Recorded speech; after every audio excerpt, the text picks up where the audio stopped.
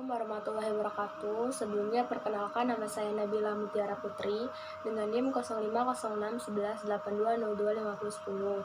Baiklah, di sini saya akan menjelaskan mengenai limbah hasil perikanan yang dapat dimanfaatkan sebagai sumber kolagen. Sebelumnya, limbah ikan itu dibagi menjadi dua, yaitu limbah cair dan limbah padat, di mana limbah cair itu terdiri dari darah, air bekas cucian, lendir, maupun lemak. Sedangkan limbah padat itu terdiri dari kepala, sirip, tulang, kulit, maupun jeroan.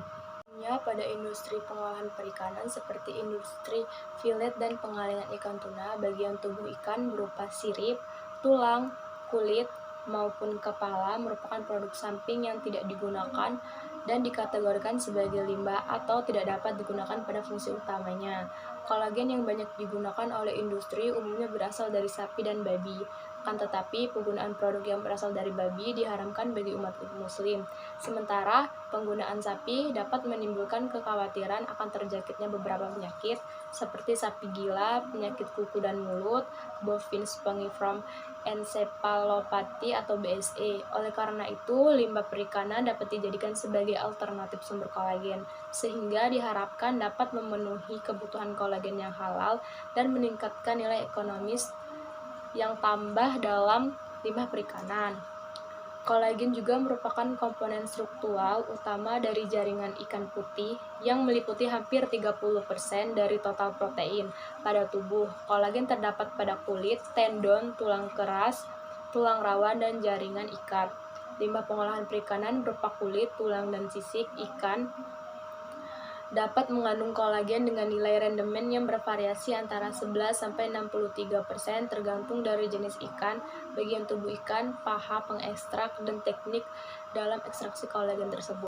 Ekstraksi kolagen diawali dengan pembersihan limbah perikanan seperti tulang, sirip, dan kulit dari sisa-sisa daging maupun lemak yang masih menempel.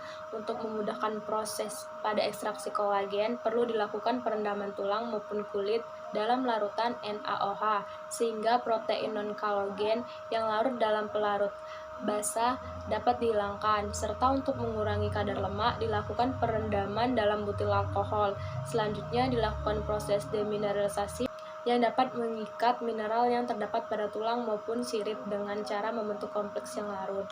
Selanjutnya, karakteristik kolagen itu ada 5. Yang pertama itu kelarutan, yang kedua viskositas, yang ketiga suhu denaturasi, yang keempat kandungan asam dari kolagen, dan yang kelima mutu dari kolagen tersebut.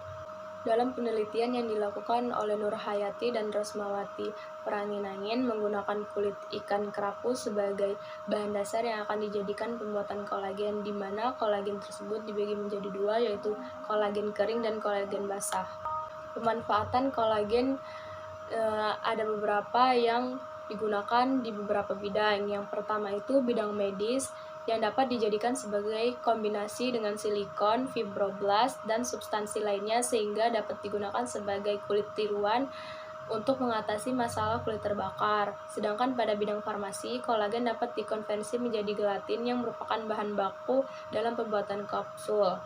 Dan untuk bidang kosmetik dapat digunakan sebagai masker wajah. Sedangkan pada bidang pangan, kolagen dapat digunakan sebagai pembungkus makanan yang dapat dimakan atau edible coating, sehingga kolagen ikan dapat menggantikan penggunaan plastik sebagai bahan kemasan pada produk pangan tersebut.